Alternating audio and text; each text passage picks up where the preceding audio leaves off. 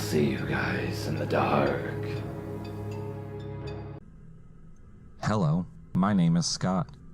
I was recently diagnosed with depression, so my life was really bad lately. I still can't explain what happened to me yesterday. I don't think I'm safe right now, so I'm just going to get this out now. Hopefully people will learn from this Reddit post to never go on the dark web. So it was Sunday, May 12th, 2019, Mother's Day. Sadly, my mother passed away 7 years ago. Since I have nothing to do, I invite some friends over. Let me tell you that this friend was a ghost hunter. He basically loved all things scary. Fast forward 2 hours, and me and that friend are sitting at a computer, contemplating what we should do. My friend, being the bold man that he is, gives the genuine idea to go on the deep web. Now this is where I should have shut it down, but I was pretty drunk and bored, so screw it. We go on some video chatting webpage with a random person with the username Dead and Decay. Stupid, I know. The user seems to be a male of the age between 20 and 25. He is out in the pitch black, walking to what seems to be his home. The odd thing that I noticed was that he was holding something on his shoulder. "Hey, can you keep a secret?" he says. Sure man. What's up?" my friend says. "I just ended someone." He said some pretty graphic stuff after this. I'll spare you the details of what he said. My friend isn't fazed by this comment. I, however, am pretty spooked by this. Mostly by the bag that he is carrying. He then comes to a sudden stop and drops the bag in what seems to be like a backyard. This looks very similar to my backyard. I know this because there is a very big hole with a patch of dirt, which is where I buried my dog last year. Out of curiosity, I got up out of my chair and went downstairs out the back door. Me, being the drunken idiot that I was, didn't bring a knife or my friend. Just a dusty-ass flashlight. What I saw when I walked outside still haunts me. I was hit with a rotten smell. I saw a skinny man digging up a hole where my dog was and taking his decaying body out of his resting place and putting another body in there. I tried to chase after him, but it was no use. I called the police, but nobody believed me. It is now 9 a.m. and I didn't go to work today. I'm writing this now because I think he's coming back to finish the job. Update. It's now 3:30, and I've seen the same white van pass my house around 5 times. It seems as if the driver is scoping out my house. These may be the last minutes, but if I don't make it, spread the word. Update 2. The van is parked outside my door, and a man is walking out of it, coming up to my door. I have my .44 caliber gun at my hip while typing this. The man is fiddling with my front doorknob. I feel as if there are my final breaths. I feel like ending it now and just jumping out of a window.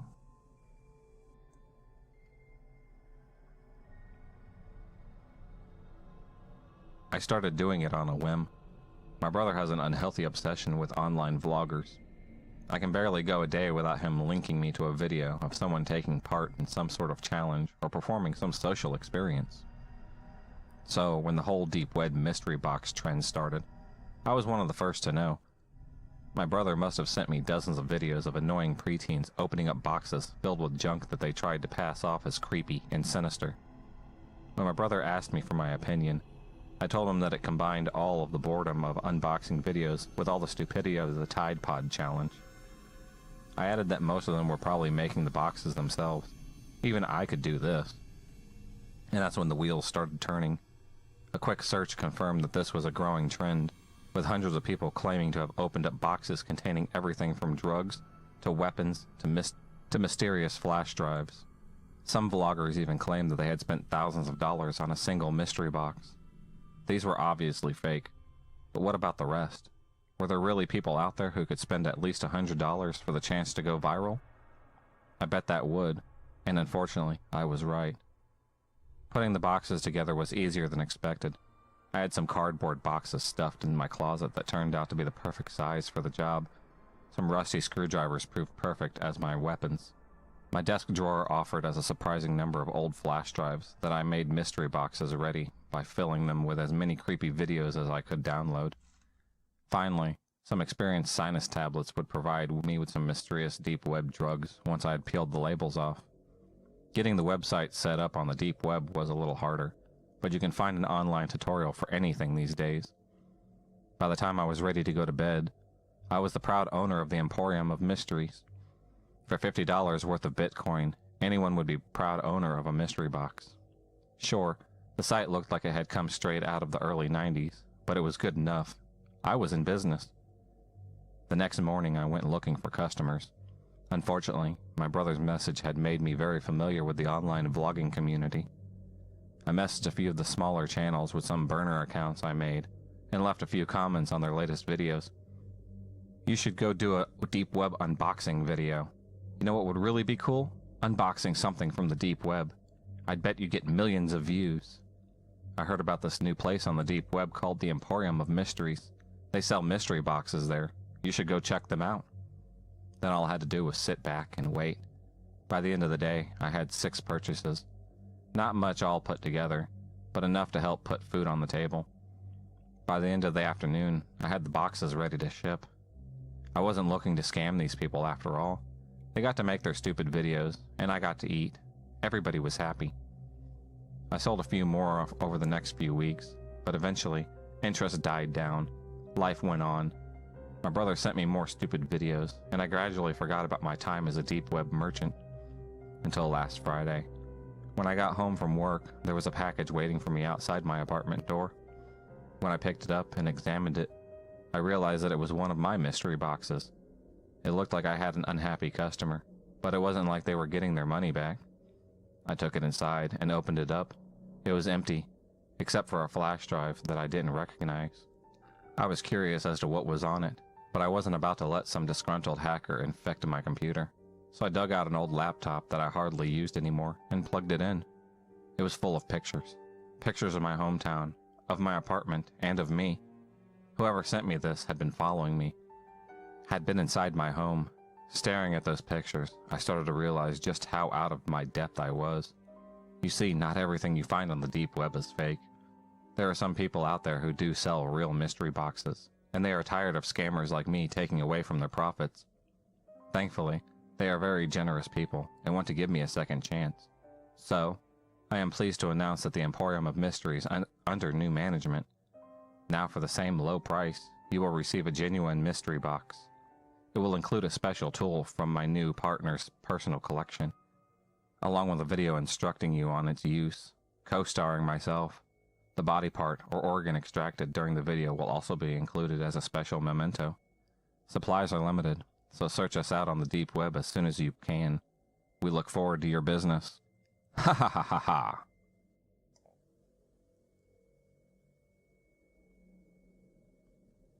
When I was 12, I got into hacking, and I loved it. And I had gotten quite good at it. But my arrogance caused my unbecoming. You see, I was browsing some forum, and I came across something labeled the dark web. I was overcome with curiosity, so I clicked on it. The post covered everything from what is to how it is to access it. I, arrogant enough to think I won't get caught, proceeded to download Tor browser with no extra precautions, and started browsing it.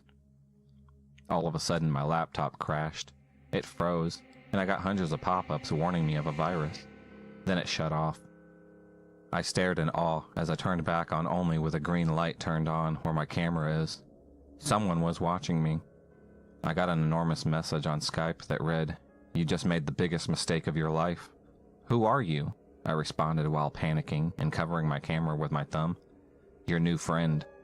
And then the chat just suddenly disappeared. I formatted my laptop and made sure there was no remaining malware or viruses, and had quite a couple of days after that. It was pretty relieved I thought I had defeated him, but sadly, I would come to know that wasn't the case. A week later, I was getting dressed in my room and was completely naked when I got a text on my phone that had no caller ID. It said, "Come closer." "Who's this?" The text didn't faze me yet. I thought it was a wrong number or one of my friends pranking me. "Come closer." Closer to what? I was sure it was my friend messing with me at this point. "To the camera." "Huh? Which camera?" "Okay, which one of you assholes is this?" I was confused, but I had told my friends about the incident a couple of days ago, so other than the anxiety growing within me, I was trying to convince myself that this was a prank. Laptop. I walked to my laptop, still naked, and the light by my camera wasn't on. "I know you're either Zoe or Jack. I put down my phone and got dressed. My phone started vibrating uncontrollably. I had gotten 16 pictures. All of me. All naked. I screamed and threw my phone, ultimately breaking my screen. I went off the grid completely after that, with no social media, no internet for a solid year. It was mortifying, especially for a 12-year-old girl. When I got back on, I had no issues and no warning signs, and I was relieved until almost 4 years later, 16 at the time. I had gotten a new laptop and was at my boyfriend's house. We were studying together when it turned into a makeout session. I heard my laptop ding multiple times and had gotten annoyed and turned around to see what it was. I guess I must have looked like I had seen a ghost because my boyfriend started panicking and shaking me. It was him. He's back. Or maybe he's never left me. I started rewinding memories of all the times I've been undressing with my laptop on every time. I've shared something private during a Skype call, and I started having a panic attack. His message read, "Don't forget to use protection," as if I couldn't smell the irony in that. He then continued to harass me for the next 2 years, but it's been quiet for a year now, until about 4 hours ago. I got a text that read, "Let me in," and then I heard a knock on my door. My door was locked and deadbolted, so there's no way I'm leaving my apartment. It's safe in here. I called the police 3 hours ago, and no one has shown up. I called again 30 minutes ago, and still nothing. I called my boyfriend hours ago too. He said he's on his way, but he's not answering his phone. Update. My boyfriend came over 5 minutes ago, and when he saw me breaking down crying, swore up and down that he didn't get a call from me, and we went to the police station together, and there's no record of my call. I don't know what to think, and I don't know what to do.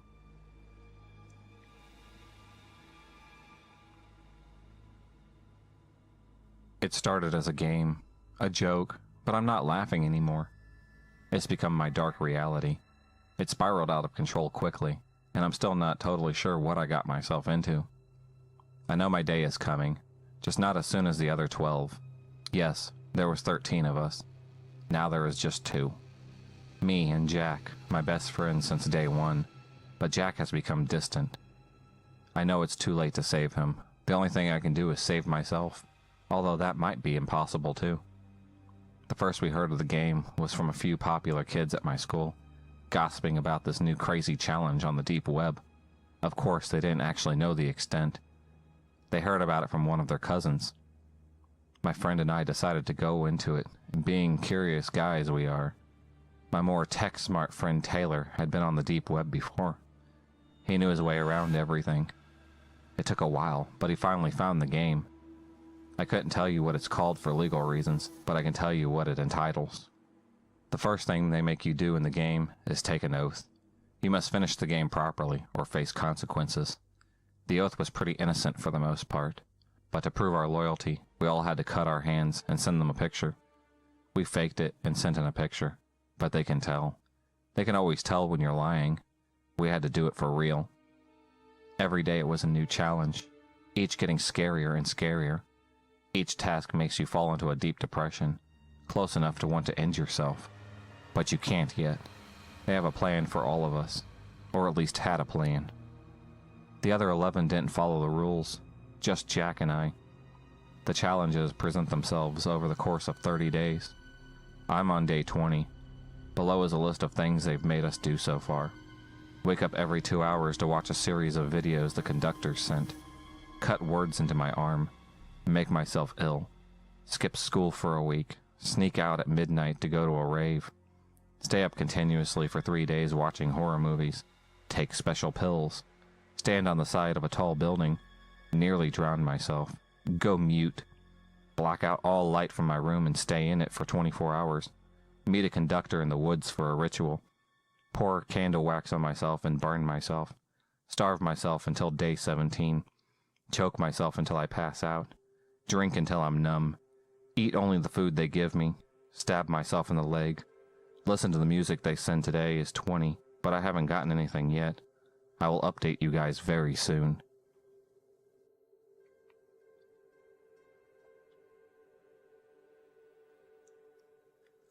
I took a little break for a few days before I decided to go back in the true red rooms. I paid my Bitcoin and got sent a new passcode. It took a few days before they sent it to me, along with another username.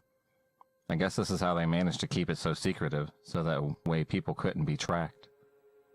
I put in my username and password on the first page. This particular read room number 2 brought you to another page that asked for my password. So instead of one page, it went through 2, I guess for extra protection. Bright red screen flashing big bold black letters read, Live Dissections Incorporated. Underneath the black box was a list of IP addresses that were recorded. Beside each one were the words permitted or banned. I assumed these people abused their privilege on this site, or possibly tried to hack it. They wanted those people to know that they were being watched. As for the rules written on the site, they were pretty simple. You can pick and choose from a list of surgical tools. There were cranium drills, bone saws, rib knives, all types of cutting and dissecting instruments. The list went on and on. You must keep paying Bitcoin to keep playing. You communicate what you have done to the victim through the chat box. You are not allowed to chat with other users or make comments to them. 5 users popped up in the chat box, including me. Your waiting time is 5 minutes, popped up on the black screen. Then the live stream began to start. I took a deep breath. A man who is obviously sedated and lying in what looks like an old green dentist chair. He is in a blue hospital gown. His wrists and ankles are strapped down. 2 people in doctor's scrubs and masks were injecting him in the arm with 2 different needles. Then the messages started popping up in the chat box. One user typed, I want to see an amputation of the arm, please. Another said, drill his head open and pull his skull down over his face like they do with the autopsies. Another user wanted a complete organ dissection. Other users typed in foreign language that I couldn't understand. Ugh, I wanted to puke at this point. I could see the poor man had labored breathing. They must have had him really sedated. All these people were sickly biting on what they wanted to see. The surgery that won was the arm amputation. I was glad I could not have to view the other 2. I don't think I could have stomached it. The user must have paid the most Bitcoin. I saw one of the surgeons grab a scalpel as the camera zoomed in. Then he began to cut through the man's arm right through above the elbow. Yuck, the guy was alive, and dark red blood started gushing out of his arm onto the floor. You could see the muscle twitching underneath as the camera zoomed in on the pink, fleshy, bloody mess. Now, this user was typing in the chat box, yes, oh yes, this is freaking amazing. I'm getting off right now. What looked to be a huge towel or gauze pad was placed between the cut, open tissue, and stuck in completely through the arm. You could see it hanging out of the other side. The hairs on my neck began to stand up. He then began to move it back and forth through the tissue in a sawing motion. He was cutting the remains attached tendons and ligaments that I guessed. Suddenly, the man started to wake up and moan in pain. His eyes looked a bit squinty. He looked down and literally passed out. They injected him again with a needle. I wanted to look away. Another username, who seemed to know all the steps of an amputation type, use the bone saw and cut it off. Now! What looked like to be a bone saw was picked up. It looked very eerie, with its sharp little teeth-like points. The surgeon gave a thumbs up to the camera and began to saw straight through. The saw hummed as I could see little particles of white bone going up in the air. Scissors were used to finish cutting away the globs of flesh still left in place, and just like that, the arm was pulled away. The surgeon tossed it towards the camera. It hit the ground with a loud splat. I wanted to turn the computer off. He was now an amputee. There was a lot of blood coming out. The victim started turning an ashen gray color. This guy was going to go and bleed out.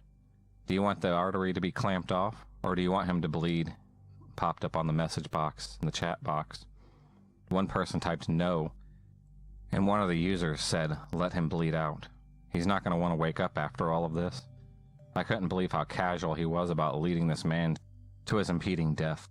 I found myself yelling at the computer, clamp it off, clamp it off. I knew I wanted results. I would have to pay more Bitcoin, so I did. I typed in clamp it, save his life.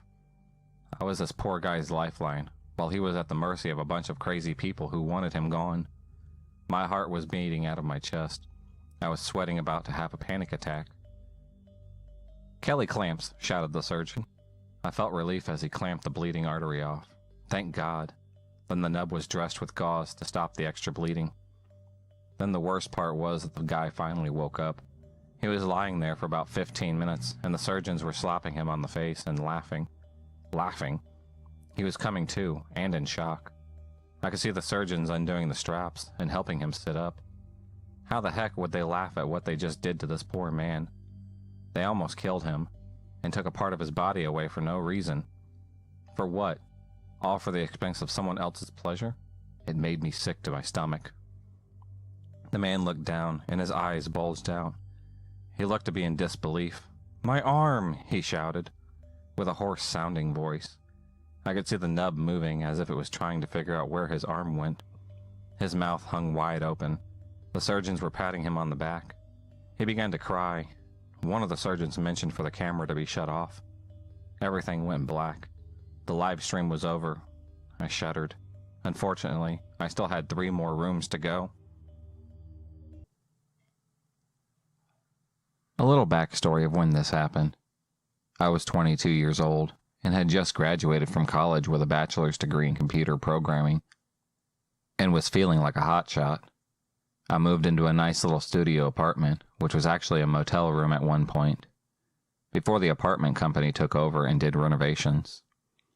The area was nice, with lots of trees, beautiful views, and a small river that ran behind the apartments. Being situated 10 miles outside of the city meant that there were not that many people who frequented our area. But I was glad of that, as it would be nice to have some peace and quiet to focus on my programming and web design skills. I remember hearing everyone in high school and college rambling about being in the deep web, or dark web as you may say. The uses are actually quite interchangeable.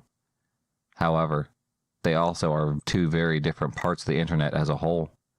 You have the clear net that can be accessed by anyone with an internet connection and search engine such as Google. Then you have the deep web, which is the greater part of the internet that is hidden and cannot be accessed without a special program or browser such as Tor. And finally, part of, and inside of the deep web, you have the dark web, or even dark net, where most of the horrific stories you hear about take place. Hearing all of these stories from either friends or from reading of them online over the years intrigued me and set me on the career path that, at the time, I thought I truly wanted. Now, not so much. My goal was simple: to create a program that would run without the use of a script, that would actually be disguised as a picture profile.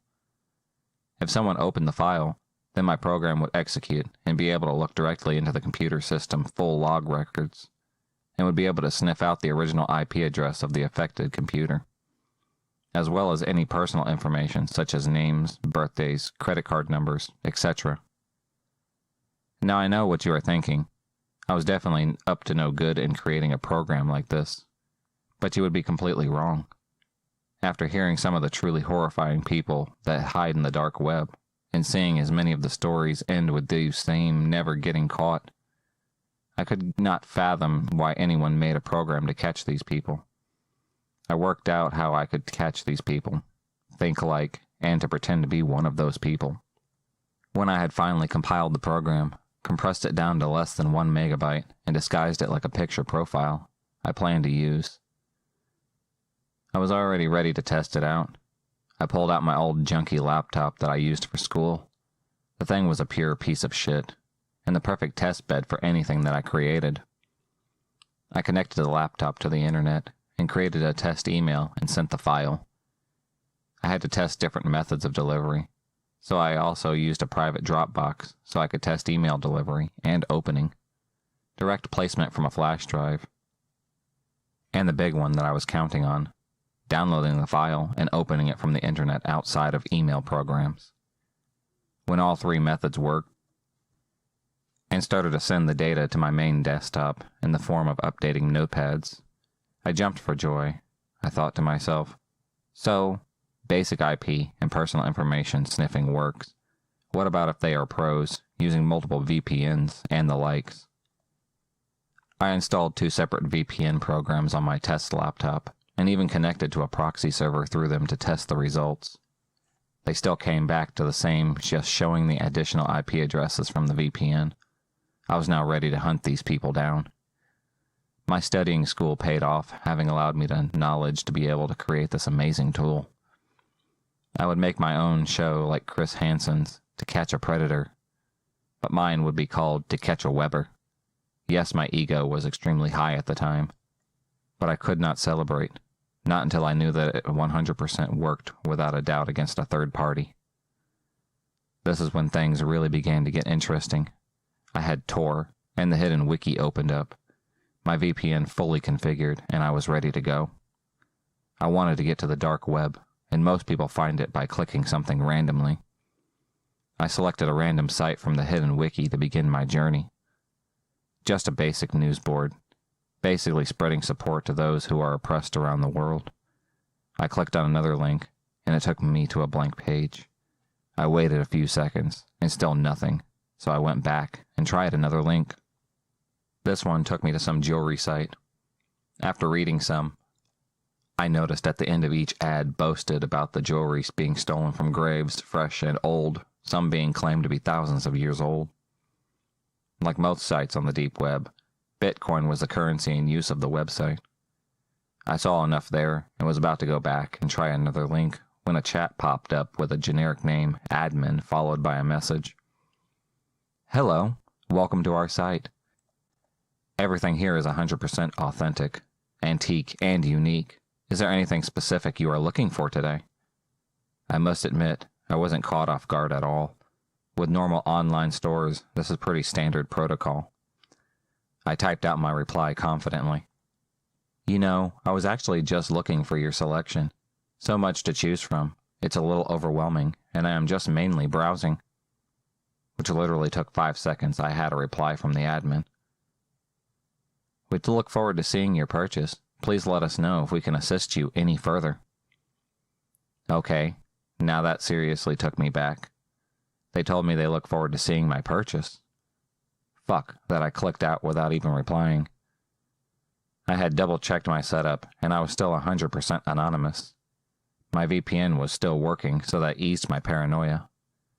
I clicked another link, and this time I was taken to a black web page with white text in the center. I could not read the text. In fact, when I looked closer, it didn't even look like any real writing at all. I clicked it, and a box popped up asking for what I'm assuming was login information. Obviously, I didn't have that, but oddly enough, yet another chat box popped up, and I just see, I got you. Info started being entered into the first box.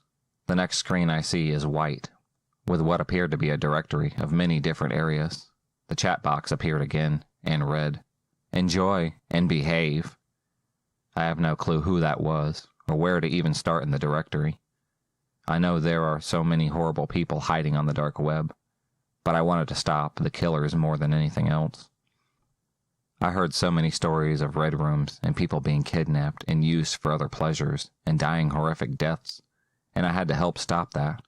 I was on a mission. I clicked a random link, and the page slowly loaded.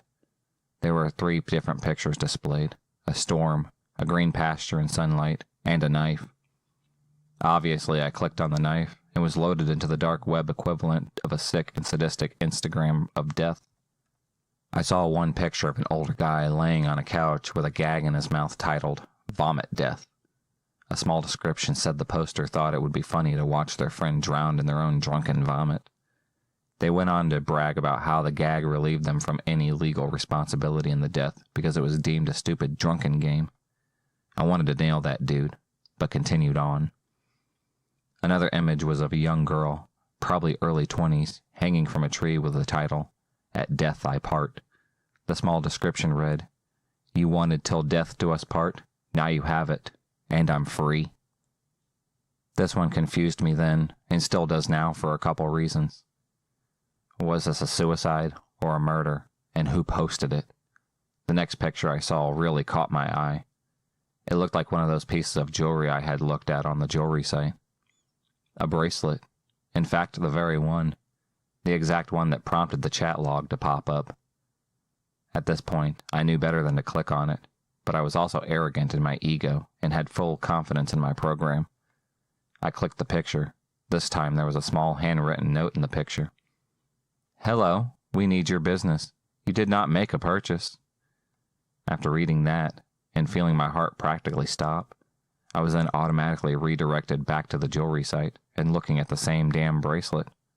Immediately, the chat box popped up with the admin and read, "We knew you would be back to make your purchase."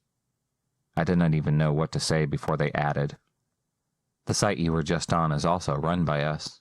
We helped you log in so you could get a small taste of our different varieties of content. Access is subscription-based, and you pay for access by buying our jewelry. Furthermore, if you do not make a purchase, then we will restrict further and future access to our sites, as well as release your browsing habits to your family and friends. You have 10 minutes to decide." I simply reply, "Searching is not a crime. I did not find much value in your other websites. I have seen better, and I don't wear jewelry, so, sorry, no sale." I felt like a smug bastard knowing they couldn't know who I am personally, or even track me, but the reply got me shocked. "Whatever sites contain the content you viewed is all under us. You don't know what you are getting into or how big our business is. Simply make a small purchase, and we can move on." I get aggressive sales tactics, but this takes the cake in being intertwined with blackmail and extortion. I wouldn't have it, and replied, "I refuse to be blackmailed or extorted by people or entities claiming to have false information on me. Unlike you people, I have proof of a better site that does not strong-arm their users. You cannot provide any information to me, about me, like I'm sure you can others, and you know this." The admin typed back, "You have no proof. You are probably some kid acting out. Tell you what, show me your proof, and I will show you mine." Arrogant, and with the time I had waiting for having arrived, I uploaded the image to a secure site and messaged them when it was done. I did not get a reply right away, but after about 3 minutes, I knew they opened the image, thus executing the hidden program, because I started getting a plethora of log updates. This happened for about 5 minutes before the logs stopped updating, and another 5 minutes before the admin finally came back and said, "I thought you had proof of a better site than ours, James. Truly I am disappointed, but not surprised. No site tops what we provide as a whole, and you do not even understand how deep things go. As for the picture of your cat, very sneaky, but you did not consider your one serious flaw. That anyone with knowledge of how your little toy works can reverse engineer it, dismantle it, and can find where the information is being sent to. You are in a very nice, secluded area, and easily traceable. Unlike me, who is operating under many different aliases, stolen identities, and on throwaway laptops.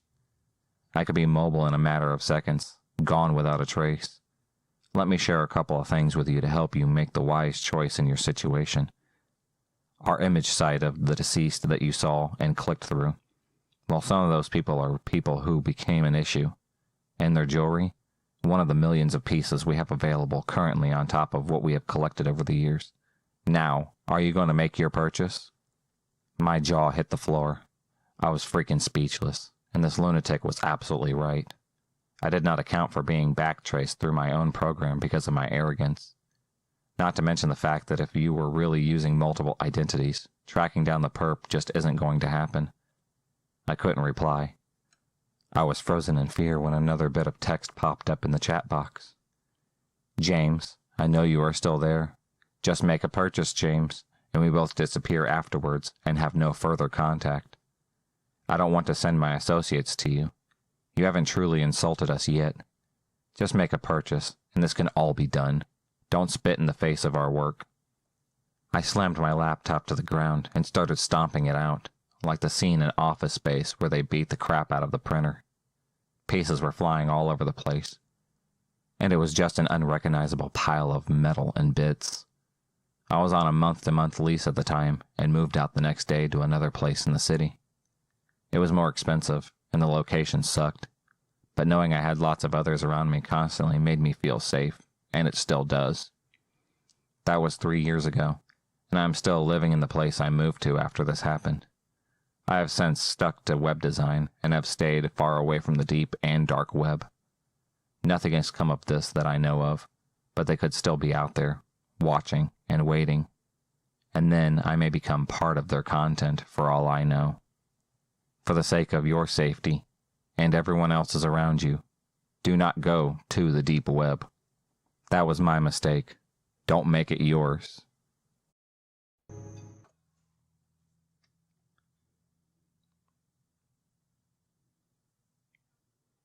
One of the hottest trends on YouTube right now is ordering these random mystery boxes from complete strangers on the deep web and opening them up on camera. I don't know why I didn't realize a clear majority of these videos are fake and staged for their scare factor, but I didn't. I thought it was a great idea and hopped on the bandwagon to claim my YouTube stardom that I desperately longed for. For those who don't know a lot about the deep web, it's simply a part of the internet that isn't accessible from your basic Chrome, Firefox, or Explorer search engines. You must download the encryption program Tor and the Tor browser for starters. It's not illegal to access this part of the internet, but since it's anonymous, a great deal of illegal actions happen here. The possibilities are just endless. I grabbed my laptop that I've had since I graduated in 2011 and download the required programs. I prefer to use my laptop over my desktop in case of viruses and such. My 7-year-old laptop is a little more disposable. I had a little Bitcoin phase a few years ago when I was blowing up, so I had a little saved already. It wasn't much, only 0.1 Bitcoin, which translated to roughly 632 US dollars. But it was enough for what I was looking for. After the downloads were finished, I opened the browser and started my journey at the Hidden Wiki website. They provide a lot of useful links to get you started on the deep web. I scrolled through the warnings and gists of what it was and found the links I was looking for. Almost forgot, I muttered to myself as I grabbed the duct tape from my desk drawer. I cut a tiny square piece off the end and placed it over my webcam. Call me paranoid, but I'd rather be safe than sorry. I clicked on the first link and waited what seemed like forever for the page to load. It was another very plain page with a list of popular websites that you could scroll through on the side. I continued my search through the web links until I found a page dedicated to mystery boxes. I wanted to find one around $500 so people knew I meant business on my channel. These were relatively small, staying around the 0.0125 to 0.5 Bitcoin range. I was worried about being scammed. I decided to continue my search after a quick bathroom break. When I came back, I noticed my cursor was off to the side and was able to click on a link that must have matched the background color of the web page because I couldn't see it. I indulged my curiosity and hit the link.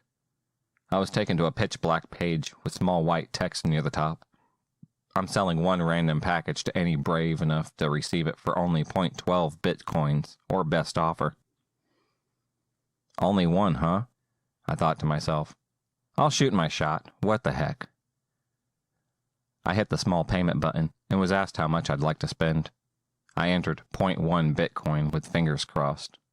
The payment went through without any hesitation, and I was instantly met with a chat box asking where I'd like my package sent. I know this wasn't a good idea, and I regret it to this day, but the other YouTube channels use their own address often, so I thought nothing of it. I gave them my home address on the webpage. I waited over a month for the box to come in, 36 days to be exact. It arrived directly on my front porch, and was wrapped numerous times in red tape. I set my camera on the tripod and adjusted it to show me and the box on the small wooden table. I draped the sheet in a background, so it looked a little more professional. I collect some gloves and scissors so I can bang the video out in one go. Hey everybody, welcome to tonight's vlog. Boy, do I have a surprise for you. I continue my monologue, mentioning how I got the box and how much I paid. Without wasting further time, let's open this deep web mystery box. I grab the scissors and cut along the red tape. I make sure my gloves are on tight, and I rip open the box. My brow furrows as I see one book. Without saying a word, I take the book out of the box. I was pretty pissed I spent over $600 on a book. Well, folks, looks like we got us a dud. These pages better be made of gold. The outside of the book was old and tattered, and it smelled of mildew and mold. I cracked open the book on the first page and glanced over the content. It's an old photo album. Smells of old rot. Let's look at these pictures, don't we? I show the camera a view of the page's content. It has 4 pictures on the first page, all labeled by days. The first picture said Day 1. the second day, day 2, and so on. The pictures were taken with an old Polaroid camera. There were pictures of airplanes, random suitcases, a couple of taxis, and some pretty shady motels. Looks like someone's old travel photos. I continued flipping through the pages. Every day was a different photo of nature, or cars, or trains. Day 18 held the oddest photo yet. It was just a mask, handcuffs, a gag, and a bottle of some sort of drug it looked like. These people have one hell of a fetish. I try to keep the video interesting. I zoom into the picture with a camera, so everyone can see it. Around day 32, things started getting really weird.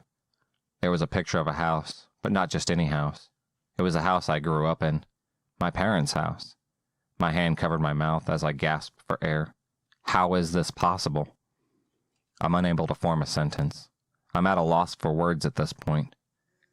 Day 33, I turn the page and see a man and a woman handcuffed and gagged. I immediately expel the contents of my stomach as I see my own mom's scared and crying face, and my dad. Face first in a pile of what looks like black tar. Day 34, this photo is taken inside what looks like a vehicle. I focus my gaze on the dashboard, where a small photo is barely visible. It's an old school photo of me. They're in my dad's truck. Day 35, another house, but this one's much smaller. The photo is too blurry to make out the details. My hands are trembling, and all I can hear is my heartbeat pounding in my ears. I flip to the last page. I immediately throw the book to the ground and run to the window. I jiggle the hatch frantically and throw it open. Without hesitation, I jump out and run to the neighbors. As I'm running, I turn around for a brief second. What I saw haunts me to this very day. A tall, hooded figure stood in my room, looking at me through the window. He stood motionless before lifting his hand and waving. I screamed for my neighbor, who hurried me inside and called the cops. I sat and just cried. I cried out of fear for my life. I cried for my parents. I cried because it was all my fault. My lack of common sense got my parents hurt, and I will have to live with that forever. If you access the deep web, do not release any personal information, even if people on YouTube do it. Most of it's not real, and always check your boxes.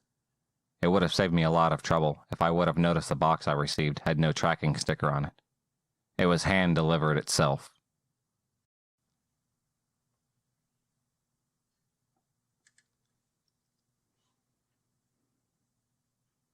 I need to buy myself off the deep web before somebody else does. I don't know how much time I have. I saw the offer hours ago. The only thing I can do now is tell you how it happened upon myself. It's stupid, really. Really, really freaking stupid. I was trying to impress my friends. We were all enrolled in IT classes in our school. We would take turns seeing who would bring up the most messed up stuff we could find. It started out with showing our friends websites on the deep web. People would buy drugs from. Drugs that were never even heard of. They got boring real quick. Other friends began upping their content and try and stand out in the game of, I'm more tech savvy than you. They would bring more pictures, each more disgusting and gruesome than the last. Pictures of people dying, people being tortured in unimaginable ways, people that were already gone. One person brought upon a child site, a child snuff site. Instead of people saying exactly how messed up this was, and how this should all have stopped, and how this should have never began in the first place, and how stupid this was, and how much danger we were in at this point. They congratulated her, gave her pats on the back, asked her how she could even sit down properly in her computer chair because of how big her balls were. I felt like vomiting. I felt like beating the ever-living shit out of everybody that couldn't believe how fucked up it was to see finding child snuff on the internet as accomplishments. I didn't say anything, though. They began to notice that I never showed off anything myself. Pussy slowly became more my new nickname at school. School became a living hell for me. My friends began shoving those terrible pictures in my face whenever they could. When I cried and vomited, they claimed that they were trying to desensitize me.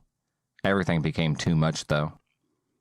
I promised myself I wouldn't venture too deep, that I would only stay long enough to find something that could appease them. At this point, We were long past the point of finding cool drugs or whatever else we could. I knew I had to find something that could hold importance. At this point, I had been on the deep web for 3 hours. 5 hours was what it took to put an offer for me on the deep web. At one point, I remember opening up a seemingly blank web page. Immediately, the light next to my computer camera flashed briefly. 5 or so seconds. I minimized my browser to close photo booth, only to find that it wasn't even open. I didn't think anything of it. I was tired and had school the next day, so I closed everything and went to sleep. The next few days went the same as the last, until yesterday at least. When I walked in, everyone was huddled around one desk, talking in hushed voices. A few of the girls were crying, and all of them were pale and covered in sweat. I didn't want to see whatever had caused this reaction. Nobody noticed I had walked in until after class had started. I caught several of them staring at me during the class. They had probably planned a new way to make me go home sobbing. I tried to leave class as quickly as I could, but one of them caught me by the shoulder and spun me around. "We need to talk, dude." This voice was quivering, and his clammy, trembling hands were soaking through my t-shirt. He led me to the back of the classroom where other students in the same shape as him, or worse, were huddled. He began passing out pictures. When it was my turn, I told him that I didn't want to see whatever they had. "No, you have to see this." Something about the way that he said it told me that this was serious, and it wasn't just regularly bullying. I cracked open one eye. I saw a girl on the paper, along with some sort of description and a price. I opened my eyes further and saw that it was an ad of some sort. I thought, oh, this isn't that bad. It hadn't fully hit me yet, until I read what was on that description. "Hi, it's me again, back with some more for you guys. This one's look very young, with a bit of extra weight on her. I don't know, need to get more pictures?" I think it was her first time here. She wasn't protected at all. It was so easy. Enough about that, though. For now, her starting price is $118,000. We'll go up or down when we get more pictures and do the physical inspection. Anyways, we'll keep you updated. There was a picture of me, staring at my computer intently. I had no social media. The only picture of me were the ones I had taken with a group. There were so many emotions swirling through me. One that stood above all was confusion. The crippling fear was lurking in the shadows for now. How had this person gotten this picture of me? My mind went back to when the light next to my camera turned on. One question answered. Next, the paralyzing fear set in. I felt my heart stop completely, then beat violently in my throat and my ears. My stomach then dropped. My eyes searched furiously over the page for any information about me. I felt relief at the fact that my full name, along with my address, wasn't there. That all came crashing down when I realized that the person who had posted the ad had these, but chose not to put them in the description in case anybody wanted to grab me without paying. I knew without a doubt that the others were going to be sold too. I passed out. I woke up in the nurse's office, who told me I had a fever. My mom picked me up and took me home. I went straight to my room and locked the door. I haven't touched my personal computer since. I put tape over my phone camera, even though I know my efforts are futile. Everything I hear now is someone is out to get me. The only sick thing that comforts me now is that the pretty bitches that made me do this in the first place are going to sell quicker than me. If you enjoyed this video, please subscribe, like, and hit the bell for notifications on future videos, and become a stalker of the night. And I'll see you next time.